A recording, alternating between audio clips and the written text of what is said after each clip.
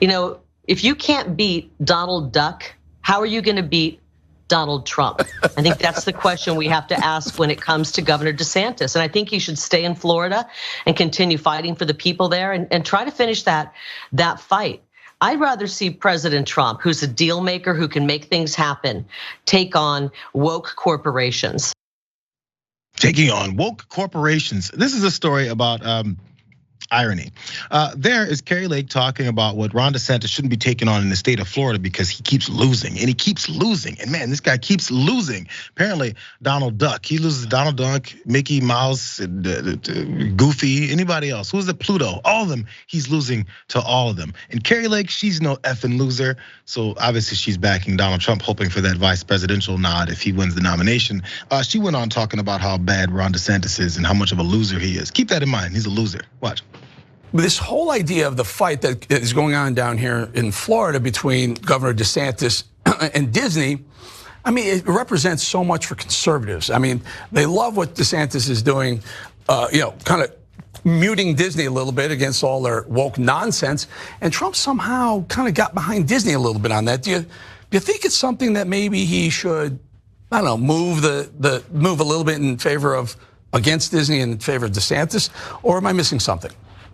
Well, Eric, I believe that fighting woke is a worthy cause. Absolutely. There are a few things more important, honestly, than stopping the radical indoctrination and, frankly, the sexual mutilation of our children. But we can't do it half-assed. When you pick a fight with Disney, you need to play to win. And so far, Governor DeSantis has been outworked and outmaneuvered by Disney. As far as I know, Reedy Creek still exists. They're still hosting trans events at their park. This indoctrination is continuing, and they're actually rubbing it in the faces of American families. Understand some of this wording. She still understands that Reedy Creek still exists. So apparently Ron DeSantis is supposed to destroy everything about this corporation, but also that there's trans events happening. You also destroy those folks too. What exactly would the plan be? Eliminate, eradicate? Who knows? But anytime someone brings that up, they'll go, I didn't say that. I just said they shouldn't exist. What's the matter with you? Again, I talked about the irony and how much of a loser Ron DeSantis is, which I would agree to a degree. He's losing this battle, I think, considering some of the things that Disney has done in response. But there's this one small blip about the messenger in this whole thing. From CNN, they point out that Arizona judge rejects, probably for the 8th time, Kari Lake's final 2022 election lawsuit. She keeps trying, bro, and she keeps on losing. This ruling was on Monday evening after a 3-day trial last week. And the judge there, Peter Thompson, found that Lake's team did not present clear and convincing evidence or preponderance of evidence that misconduct was committed in last fall's Arizona election. So in 2030, when she's still fighting over this whole thing, they'll do it again. Hopefully this is the actual final one, Ben.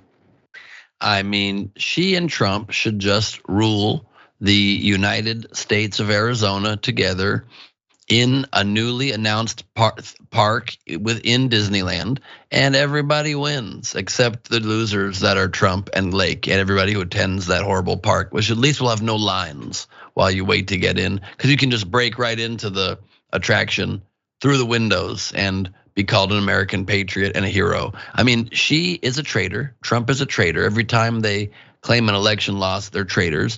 And the fact that somehow half of the country basically believes that the most pressing issue we face is wokeness, is companies trying to just listen to people. Do they overdo it sometimes? Sure.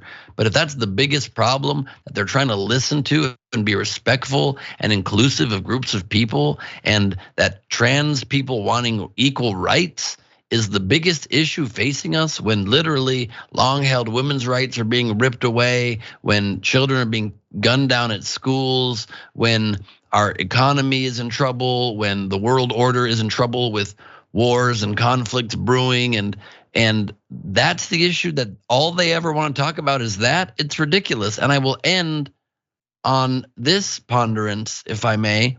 If Kari Lake is so anti-trans, then what's with the boy haircut, girl?